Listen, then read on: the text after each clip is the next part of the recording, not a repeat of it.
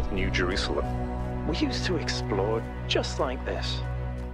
Small groups setting out for the horizon, looking for resources, trying to make sense of the world we'd been thrust into, trying to find a way forward. It was a hard time, but I can't deny that it was also exciting. I think it's part of our nature to be wanderers. Our ancestors crossed entire oceans on flimsy wooden boats, just to see what else there was. Is it weird to feel nostalgic for a time I never experienced? I just think I could have contributed so much more back then. It's not weird, but it wasn't all sunshine. People died.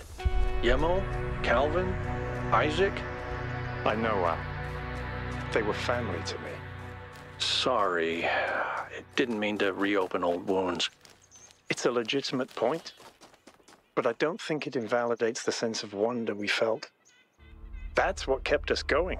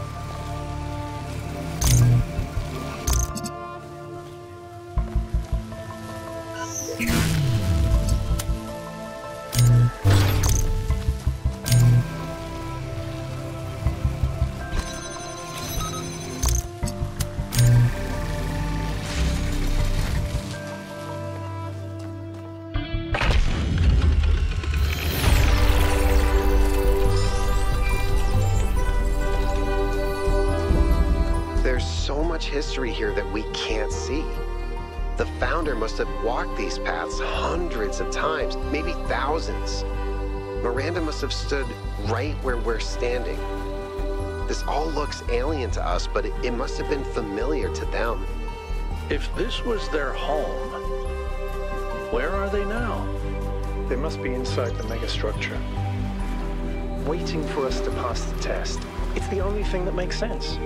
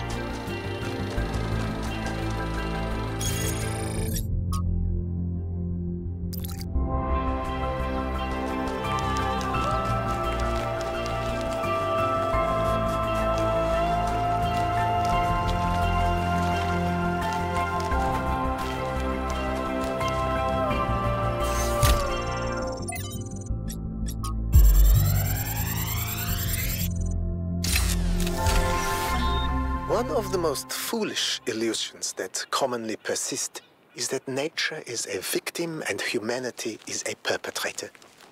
This can only be the opinion of someone who has not witnessed nature at first hand, who has not seen its immense and awe-inspiring baseness. Nature is mindless chaos and eternal conflict. A system of predation and consumption whose perfect cruelty can only induce a terrified and unwilling admiration. Nature is our most powerful and least honorable enemy. A beast that consumed every last one of our ancestors and will consume us just as quickly if we are not successful in our struggle with it.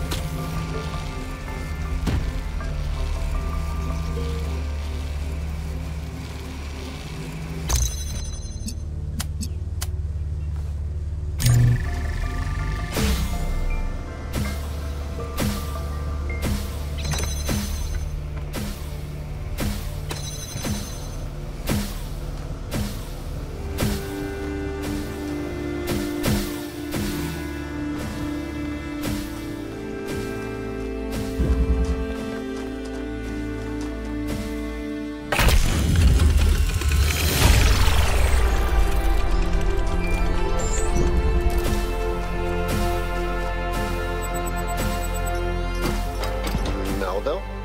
What is it now? Why did you upload a picture of your hand? Why do you care that my hand is in the picture? Your hand isn't in the picture, it is the picture. I like it. It's very artistic. Let's stay professional, everyone. It's not right to make fun of Melville's comically absurd inability to take decent pictures. She's a hyper-advanced humanoid machine, not a photographer. You'll pay for this, Byron.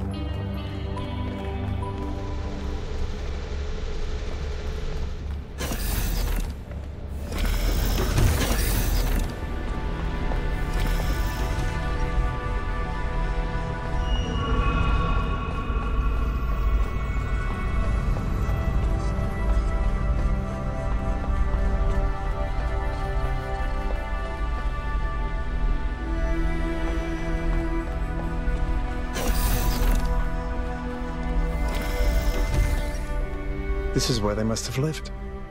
Athena and Miranda. You know, for a moment, I almost expected to find them here. But the only thing that's still functional is the megastructure. I'm sorry. This must be awfully strange for you being thrown into all this history. But that's why I needed you. Because you're not burdened with all these memories and conflicts and regrets weigh on our minds like a nightmare. Our civilization is caught in a loop, 1K. We freed ourselves from the simulation, but now we're trapped again, and it's our own fault. We're afraid of taking responsibility, afraid of growing up. Instead, we make up some capitalized words and build up all these myths around them. Nature, balance, the founder, the goal. We're afraid to face the randomness of the cosmos, but equally afraid to imagine a better world. So we're stuck. I've been trying to find a way out for years. Something, anything, to get people to understand that we do actually have free will. That building a thriving, expanding civilization doesn't have to involve repeating the mistakes of the past. But I failed. Over and over. Yes. Because this is something unexpected. An anomaly. Everything we found on this island challenges who we have become. It shows us that different answers are possible. And maybe that can break people out of the loop. All we need is a spark. Maybe that's why she made all this, the puzzles, the towers. A way of jolting us out of our complacency. Thank you, 1K. I hope so too. We might be wrong, but let's be optimistic. Now, let's see what else we can find here.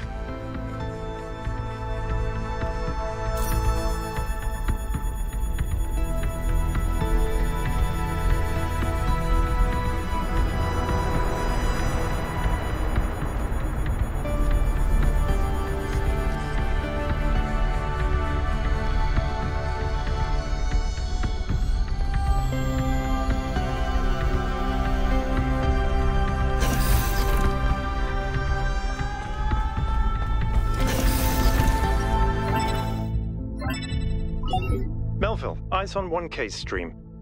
Is this thing what I think it is? Blow my fuse box.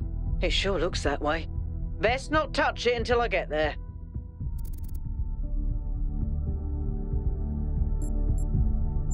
I think it's a somnodrome. It's a sort of analytics tool for processing mental data that Melampus streamed up. But all he ever did was sketch out the theory. As far as I'm aware, he never actually built one. Looks like the founder gave it a go. Well, what we know is that our deeper algorithms are hard to pass. Melampus stipulated that the computational power to interpret them in real time would always be beyond us. But in theory, the somnodrome would interpret that data and loop it directly to our senses. People were hoping to find answers to the big questions by having a conversation with our own subconscious. If you ask me, it's solipsistic at best, and pseudoscience regardless. That may be. But if the founder figured it out, then that device could be an extremely important discovery. I agree. The data on that device could prove invaluable. Besides, you may have survived all those data stream overloads, but interface with that thing and you're liable to get bricked. Sounds like a plan. Melville, I'm shutting this thing down until you can get here. 1K, get on with exploring the rest of the lab.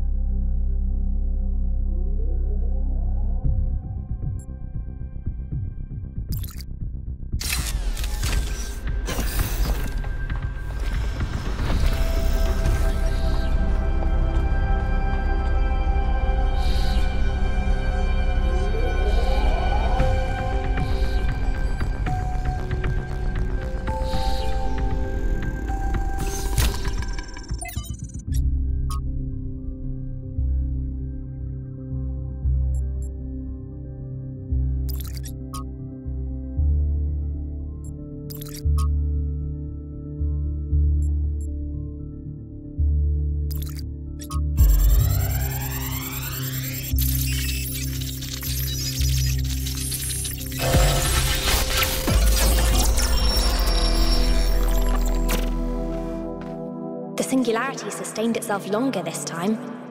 Did we get the data? We did. I think we just obsoleted quantum physics. Maybe. Let's not get ahead of ourselves. We need to be able to replicate these results. You know, I've been wondering. You told me that in the simulation, one thing that kept you motivated was looking for answers. Do you think that with the work we're doing, we'll ever run out of questions to ask? I don't think so. Trying to understand the universe means asking the same question over and over. How? How do you make fire? How do earthquakes happen? How does gravity work? How do particles behave? You keep digging deeper, finding another set of mechanisms, another set of hows. Step by step, you demystify reality. But then, if you keep doing it long enough, one day, you run out. You've answered all the hows. You know how the universe works. So, now what? Now you ask why? Isn't that the next step? It's not quite that easy. The question of why cannot be answered. Even if it could, it would only be followed by another why. At some point, you have to accept that it all just exists.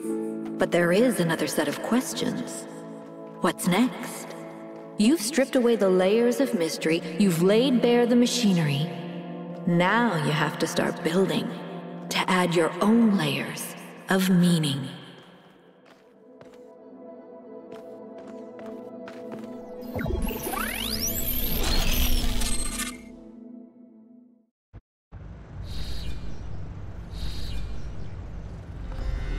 Are you okay? You overloaded again. Yes, I saw. It came through on your stream. Strange to hear her voice again. But that was her. The way I remember her. The real Athena. Not this imaginary founder. I was one of the first she woke up. There was just a handful of us in those days. A small family in the ruins of a dead civilization. It was hard. Harder than anyone can possibly imagine. We had nothing except what Alexandra Drennan and the Institute left us. Now that everyone lives in civilization, they don't understand how necessary it was for us to build that civilization. They can fantasize about living in balance, limiting growth, retreating behind our walls. They don't understand what it really means to live in the wilderness. How close we came to not making it. How many people we lost. Yema was just the first. But Athena understood. She believed in humanity. She believed in us. In the inherent value of consciousness. Her dreams were so much bigger. She wanted us to reclaim the Earth, to reach for the stars, to build and grow and learn.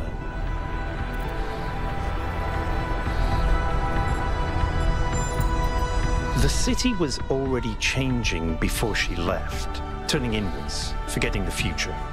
Once she was gone, other people shaped her memory, turned her into the symbol they needed. I understand all that, as depressing as it may be. What I don't understand is why she didn't tell me. If she came here to do all this, why didn't she bring me along?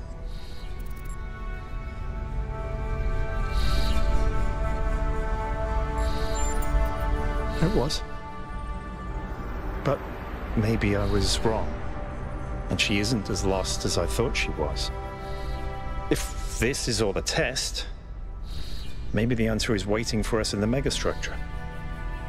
Speaking of which, let's get back to exploring. Melville should have reconnected the next station by now.